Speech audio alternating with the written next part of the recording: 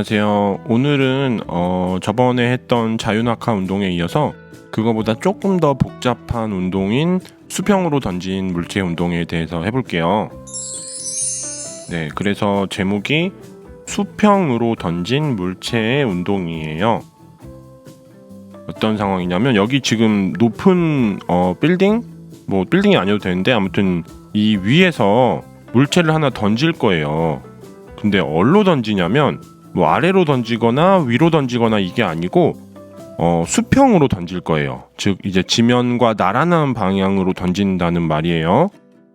그럼 한번 어떻게 될지 예상을 해볼게요. 지금 머릿속으로 한번 생각해 보세요. 여기서 지금 물체를 던지면은 물체가 어떻게 운동을 할 건지 생각을 해볼 수 있겠죠? 이쪽 방향으로 던지는 게 수평으로 던지는 거죠. 이쪽이 아니고 아래쪽으로 집어 던진다거나 뭐 위쪽으로 던진다거나 이거는 해당 사항이 없는 거예요. 그래서 이 상태에서 물체를 던지면 이렇게 움직일 거예요. 너무 빨리 지나갔죠? 다들 근데 예상했던 거랑 비슷하죠? 이번에는 색깔이 바뀌었죠. 바뀐 이유가 있어요. 조금 더 빠르게 던져 볼게요. 빠르게 던진다는 게 뭐 잡자마자 던진다 이 말이 아니고 처음 출발하는 속도를 더 크게 한다는 소리예요. 그래서 화살표가 아까보다 좀 더 길어졌죠? 이 상태로 한번 던져볼게요. 그럼 어떻게 될까요? 아까보다 당연히 더 멀리 떨어지겠죠. 그 다음에 이번에도 색깔이 바뀌었는데 이번에는 조금 더 빠르게 던져볼게요. 그럼 어떻게 될까요? 더 멀리 가겠죠? 근데 이게 지금 무슨 상황인지 파악을 잘 해야겠죠. 이제 여기 왼쪽에 똑같은 높이의 그런 건물 같은 게 있어요. 여기서 뭐를 할 거냐면 자유낙하 운동을 시킬 거예요. 지금 왼쪽에 있는 물체는 자유낙하 운동을 할 거고 오른쪽에 있는 물체는 우리가 방금 했던 거 있죠? 수평으로 던질 거예요. 그럼 어떻게 되는지 잘 보세요. 동시에 출발합니다. 그러니까 다시 말하면 왼쪽에 있는 회색 물체는 자유낙하 운동. 그냥 거기다 가만히 놓는 거예요. 그 다음에 오른쪽에 있는 하늘색 물체는 수평으로 던질 거예요. 잘 보세요. 네, 이렇게 되겠죠. 근데 뭐 여기서 좀 신기한 게 있었나요? 없었나요? 네, 이번에는 그 분홍색 물체 있죠? 그 아까 하늘색 물체보다 조금 더 빨랐던 그 물체인데 이거를 자유낙하 운동하는 물체랑 동시에 출발을 시켜볼게요. 잘 보세요. 네, 이렇게 되죠. 이번에도 뭔가 좀 특이한 게 있었나요? 한 번 더 해봐야겠죠? 네, 노란색이 남았죠. 이 노란색 물체는 지금 앞서서 했던 하늘색이나 분홍색보다 조금 더 빨랐죠? 이것도 마찬가지로 자유낙하하는 물체랑 동시에 출발시킬 거예요. 잘 보세요. 뭔가 일부러 이렇게 해놓은 건가 싶을 정도로 지금 다 똑같은 특징이 있죠. 네. 그래서 이번에는 3개를 동시에 해볼게요. 그리고 자유낙하 운동까지 4개가 지금 동시에 운동을 하는 거예요. 어떻게 될 건지 예상을 해보세요. 각각 이런 속도로 출발을 하는 건데 잘 보세요. 네. 뭔가 좀 신기했죠. 물론 지금 이 상황 전부 마찰이랑 공기 저항은 없다고 가정하는 거죠. 다시 한번 운동을 볼게요. 역시 3개를 동시에 하는데 이번에는 운동을 0.1초 간격으로 멈춰서 볼게요.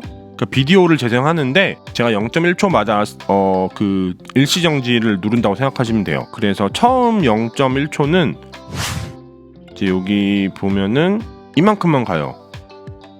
지금 이 선들이 각각 0.1초대의 높이를 맞춘 거예요. 네, 그 다음 0.1초는 이만큼 가고 그 다음 0.1초는 이만큼 가요. 그 다음 0.1초는 이만큼 가고 그 다음은 이만큼 그리고 이만큼. 네, 뭔가 좀 특징이 보이시나요? 그냥 예쁜 모양이네 이 정도로 생각하지 말고 한번 특징을 살펴보세요. 지금 이 가로로 그어진 선들 있죠? 이게 뭐냐면 각각 그 0.1초 때마다 높이를 이어서 그린 거예요. 근데 이게 다 똑같다는 소리죠. 지금 굉장히 특별한 내용이죠. 같은 시각에 같은 높이에 있어요. 네, 이 네 물체 전부 다 굉장히 특이한 점이죠. 그리고 물체의 경로는 이런 곡선을 따를 거예요. 네, 이거는 참고로 포물선의 일부예요. 2차 함수의 일부분이라는 소리예요. 네, 이번에는 좀 더 선을 그려볼게요. 아마 이제 이 운동을 분석할 때 모눈종이로 하는 경우가 많을 텐데 다 똑같은 간격으로 선이 있는 거예요.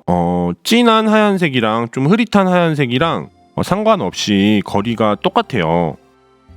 근데 자세히 살펴보면은 이 0.1초마다 높이가 어떻게 변하냐면 처음에는 한 칸만 갖고 그 다음엔 3칸을 갖고 그 다음엔 5칸, 그 다음은 7칸, 그 다음 9칸 이런 식으로 변했어요.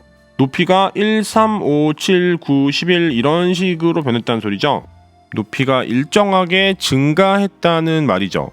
같은 시간 동안 이동한 거리가 일정하게 증가했다는 소리예요. 네, 그래서 이런 경우에는 방향을 두 가지로 나눠주는 게 아주 편해요. 어떤 방향이냐면 먼저 지금 이 화살표 보이세요? 네, 그 지면의 수직한 방향이죠. 쉽게 말하면 높이랑 그 나란한 방향인 거죠. 그 방향을 뭐라 부르냐면 연직 방향이라 불러요. 영어로는 이렇게 불러요. 이 단어 다들 아시죠? 네. 그래서 이쪽 방향의 운동만 따져볼 거예요. 먼저. 그러니까 지금 자유낙하 운동하는 물체는 당연히 이쪽으로만 움직였는데 나머지 3개 있죠? 하늘색, 분홍색, 노란색 이 물체들이 이 연직 방향으로는 어떻게 움직였는지 따져보는데 어떻게 생각하는 게 좋으냐면 이 물체들을 딱 정면에서 바라봤다고 생각해보세요. 화면으로 치면은 왼쪽에서 딱 바라봤다고 생각해보세요. 그럼 어떻게 될까요? 얘가 앞뒤로 움직이는 게 잘 안 보이겠죠? 그 좀 극단적으로 가정을 하면은 원근감을 내가 구별할 수 없다고 생각해보세요. 그러면 얘가 어떻게 움직이는 것처럼 보일까요? 아니면 앞이 아니고 뒤에서 봤다고 생각해도 돼요. 좀 아주 멀리서 원근감을 무시하고 뒤에서 봤다고 생각하면은 얘는 사실 그냥 아래로 떨어지는 것처럼 보일 거예요. 이해되나요? 이걸 잘 이해해야 돼요. 지금 제가 말을 할 때 이해되나요? 해서 나 이해 안 되는데 하고 그냥 안 된 상태로 넘어가 버리면 안 돼요. 한번 잠시 멈춰 놓고 생각을 한번 해보세요. 그런 습관이 되게 중요하거든요. 네, 그래서 앞에서 정면으로 쳐다본 모습이라고 해볼게요. 지금 눈을 하나 그릴 건데 이거 제가 그렸어요. 대박이죠? 네. 이 눈의 눈알이 이쪽으로 향한 거예요. 지금 정면에서 바라본다는 뜻이에요. 그러면 이게 어떻게 보이냐? 좀 과장이 약간 돼 있어요. 이렇게 보일 거예요.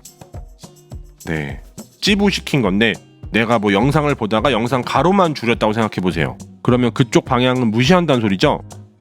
그럼 이걸 없애고 근데 이거 어디서 많이 본 거죠? 네, 자유낙하 운동 아까 봤던 거랑 똑같아요. 자유낙하 운동을 다시 불러드리면 완벽하게 동일하죠? 그리고 이 세 물체를 다시 한번 분리시켜 볼게요. 분리시키면 세 물체가 또 똑같아요. 자유낙하 운동까지 네 물체가 똑같아요. 네, 지금 뭐가 똑같다는 말이죠? 연직 방향의 운동이 똑같다는 소리예요. 같은 시각에 같은 높이에 있다는 소리예요. 알겠죠? 되게 신기한 거죠, 이거. 다시 해석을 정확히 하면 0.1초당 이동한 거리가 계속 증가해요. 1, 3, 5, 7, 9 이런 비율로 증가했죠. 이게 의미하는 거는 거리가 계속 증가하는데 어떻게 증가하냐면 1, 3, 5, 7, 9 이렇게 일정하게 증가해요. 그냥 막 증가하는 게 아니고. 이게 의미하는 거는 속력이 계속 일정하게 증가한다는 소리죠. 됐나요? 0.1초당 이동한 거리가 바로 속력이랑 비례하잖아요. 됐죠? 그리고 이게 왜 그런 거냐? 지금 물체가 총 4개 있는데 자유낙하 하는 거나 뭐 수평으로 던진 거 빨리 던졌든 느리게 던졌든 전부 다 똑같이 연직 방향으로 속력이 일정하게 증가하는 등가속도 운동을 하고 있어요. 근데 이게 왜 그런 거냐? 왜 그렇죠? 속력이 일정하게 증가하는 건 왜 그런 거예요? 네, 힘이 작용하기 때문이죠. 근데 그 힘이 여기서는 중력이다. 중력은 방향이 어디예요? 연직 방향, 연직 아래 방향이죠. 이해되세요? 그래서 네, 자유낙하 운동이랑 똑같은 운동을 한다. 정리를 하면은 자유낙하 운동도 네, 속도가 빨라지는 운동을 하는데 그 원인이 중력이었죠.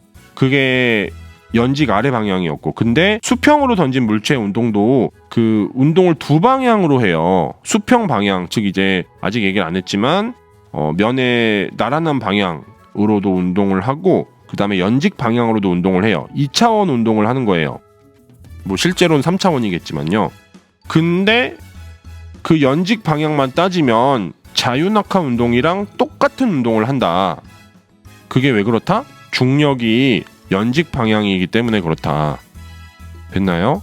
연직 방향으로 중력이 똑같이 작용하기 때문에. 됐어요? 이번에는 다시 원래대로 돌아와서 연직 방향 했으니까 그쪽이랑 다른 방향을 하나 해야겠죠. 또 이번에는 이쪽 방향을 해볼게요. 이게 뭐냐면 아까도 얘기했지만 수평 방향이에요. 네, 영어로는 이렇게 얘기를 해요. 네, 저 단어 알죠? 지평선의 란 뜻이죠. 그래서 이 방향의 운동을 생각하려면 어떻게 상상하는 게 좋냐면, 내가 하늘을 날 수 있어서 하늘 위에서 내려다본다고 한번 생각을 해보세요. 알겠죠? 그래서 위에서 아래를 내려다본 모습이다. 네, 지금 눈이 이렇게 있어요. 눈알을 잘 보세요. 네, 계속 아래를 보는 거예요. 지금 위에서 아래를 보는 건데 실제로는 훨씬 더 높은 데서 봐야 잘 보이겠죠? 그 위에 올라가서 날아다니면서 이걸 보면 어떻게 보일까요? 원근감 무시한다고 생각했을 때, 그러면은 그냥 네, 이 화면을 이렇게 생각하면 돼요. 이런 상황으로 보일 거예요. 이게 뭐냐면 분리를 해보면 이런 거예요. 지금 물체가 여러 개가 그려져 있는데 각각의 그림은 0.1초 전후의 관계가 있어요. 그쵸? 네, 0.1초마다 움직이는 거리가 저 물체들 사이의 거리죠. 즉 다시 말하면 0.1초 동안 움직이는 거리가 계속 똑같죠. 저 거리들이 다 똑같아요. 다시 얘기하면 위에서 올려다 봤다고 생각을 하면 얘네들은 그냥 앞으로 가는 물체인데 속도가 안 변하고 가는 운동 있죠. 우리가 앞에서 했던 건데 등속 직선 운동을 하는 거에 불과하다 이거예요. 뭐 너무 간단한데? 생각이 들죠. 이게 왜 그런 거냐, 0.1초 동안 이동한 거리가 계속 같다는 말은 속력이 계속 같은 거죠. 속력이 계속 같으려면 어떻게 돼야 되죠? 우리 앞에서도 했는데 가속도가 0이어야 되죠. 왜 그런지 따져보면은 수평 방향으로 작용하는 힘이 없다. 지금 아까 중력이 있었는데 중력은 수평 방향이랑 아무 상관없죠. 완벽하게 수직인 방향이죠. 됐나요? 그래서 수평 방향으로는 작용하는 힘이 없기 때문에 가속도도 0이어서 속력도 안 변하겠죠. 됐어요? 그래서 등속 직선 운동이랑 똑같은 운동을 한다. 어느 방향으로? 수평 방향으로는. 지금까지 우리가 한 게 뭐냐면, 지금 우리 수평으로 던진 물체 운동을 분석하려고 한 건데 얘가 직선 운동을 하지 않고 곡선을 따라서 운동을 해요. 근데 이걸 정확히 분석을 하려면 방향을 두 개로 나눠서, 근데 그 두 개가 뭐죠? 수평 방향, 연직 방향이었죠. 그 두 개를 따로따로 생각을 하는 거다. 알겠죠? 그래서 이제 정리를 해보면 운동을 두 방향으로 나눠서 생각을 하는데, 두 방향이 뭐냐면 수평 방향이랑 연직 방향이었다. 이 둘은 서로 어떤 관계일까요? 서로 독립적이에요. 서로 영향을 끼치지 않는다는 말이에요. 그러니까 연직 방향으로 아까 중력이 있었죠? 근데 그 중력은 수평 방향의 운동에는 어떠한 영향도 주지 않아요. 됐어요?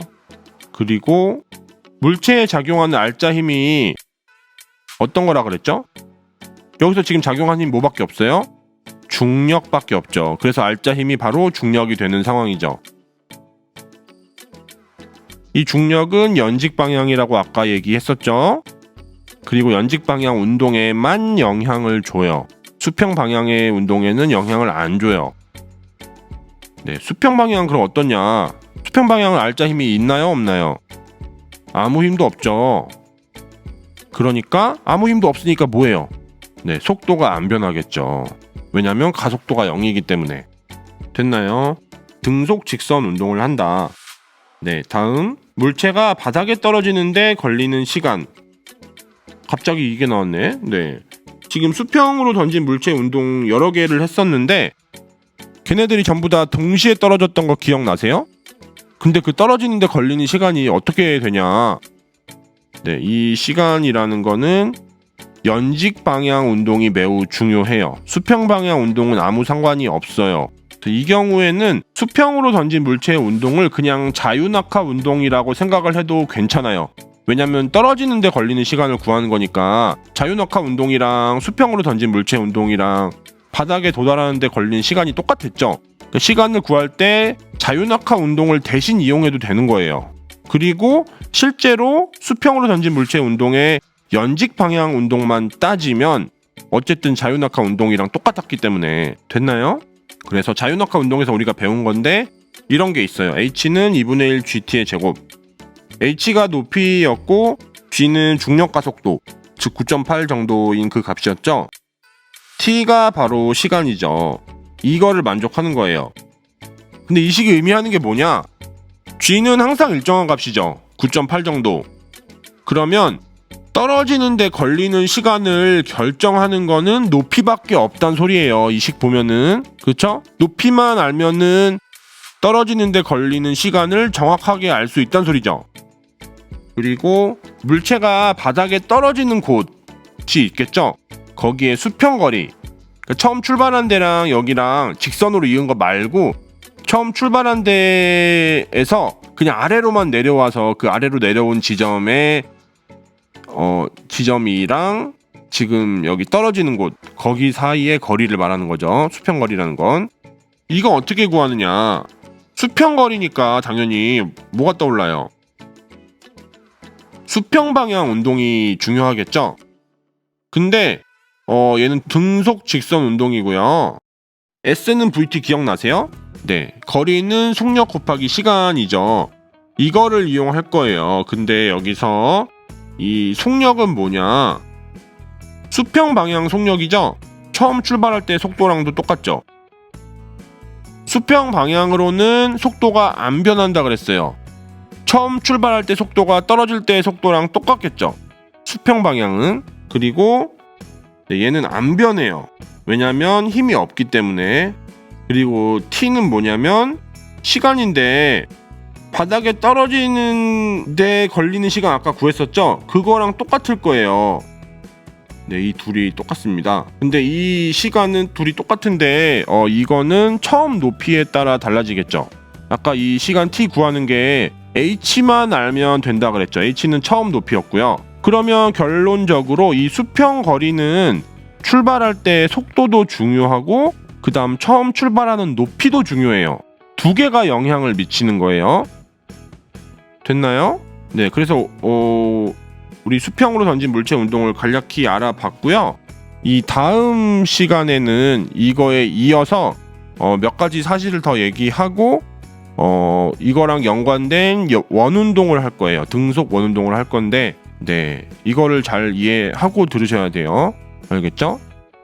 네, 수고하셨습니다.